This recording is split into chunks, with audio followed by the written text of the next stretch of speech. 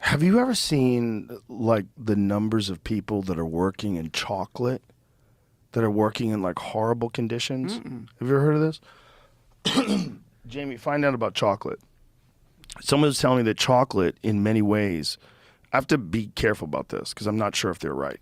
Let's look up what it is. But they were connecting, we were talking about cobalt mines. And they said, have you ever Oh my looked into God. chocolate and chocolate production?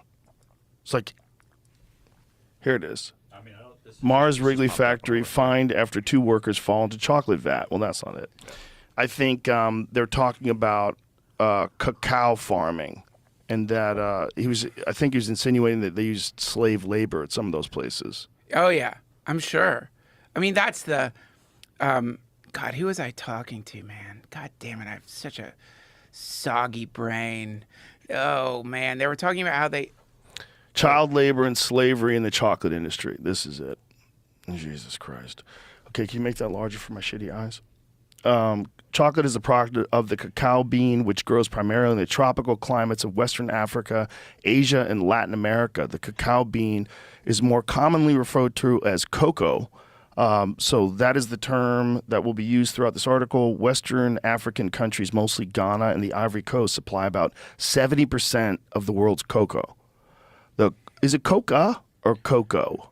How do you say I that? don't know. Because I always say cocoa, like I hot don't know. cocoa. Cacao. The Cacao, shitty healthy chocolate. Cocoa, but it's not cacao because the cacao bean, and then it's coca. Cocoa. Okay.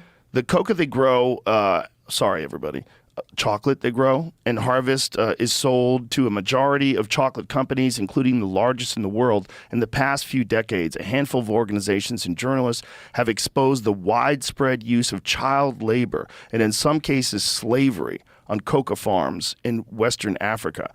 Child labor has been found on coca farms in Cameroon, Guinea, Nigeria, Sierra Leone, although since most of Western Africa is coca grown in Ghana and the Ivory Coast, the majority of child labor cases have been documented in those two countries.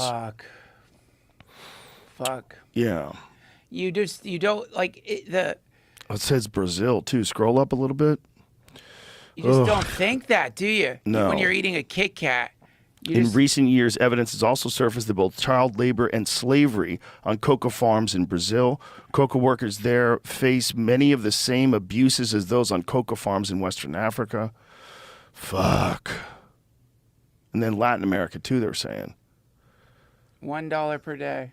Jesus Christ. $1 per day. A Kit Kat's 4 days work.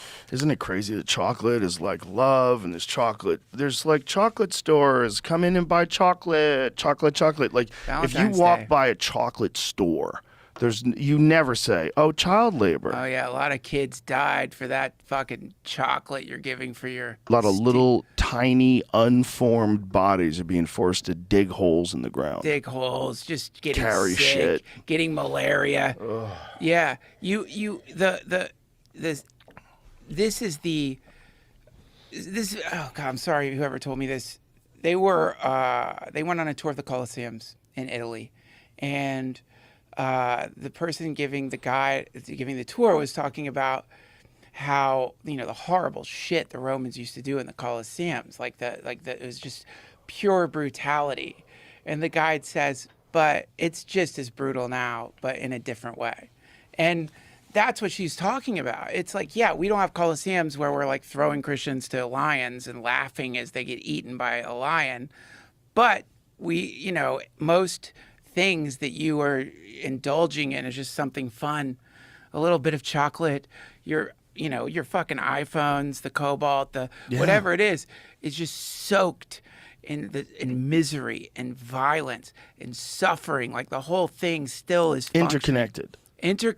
Yeah. I mean, now that being said, what are you supposed to do about that? Are you gonna stop eating chocolate or using your phone? Well, that's what's crazy. It's like they've got us addicted. Particularly, well, chocolate would be an easier one, but phones. We are all willingly addicted to these things. We are all checking our email and posting stuff and using it for our podcasts, and you're using it. It's a device. It's important. You have to have it. You have to have it. But it's all connected to cobalt mining, which is one of the most horrific things that's happening right now on planet Earth. And if people in the cities in America were forced to live like that, everyone would be up in arms.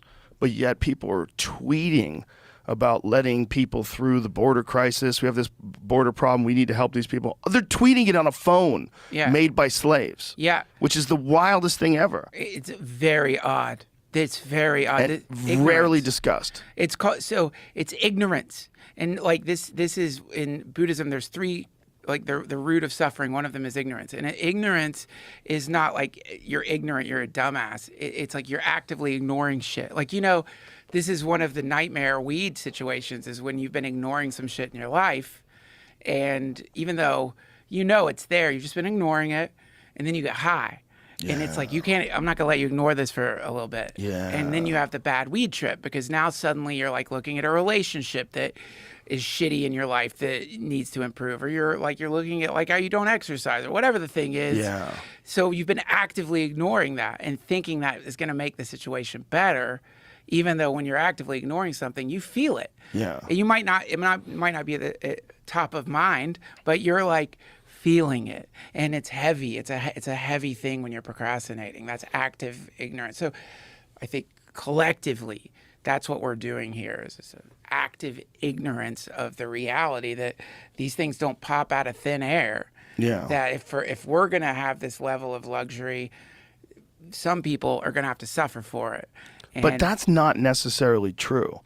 They don't have to. They just are.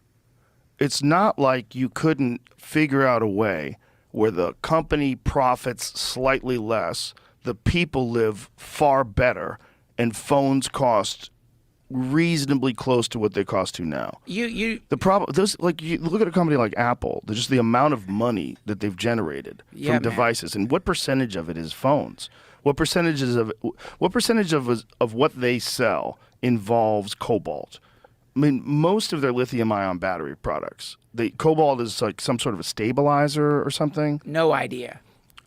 Siddharth Kara, who wrote that book on cobalt, who came on the podcast and had this, it was one of the most heavy podcasts I've ever done, because you're sitting here and he's exposing how these people are living, how these 19-year-old mothers have babies on their backs and they're digging into these hills to get cobalt, and the dust is coming up, and it's horrific for them. Terrible health consequences. They're being poisoned, and they're making no money, and they have no electricity. Yeah, and don't forget that those cobalt mines are not even owned by Africans. They're usually owned by like Chinese. Chinese.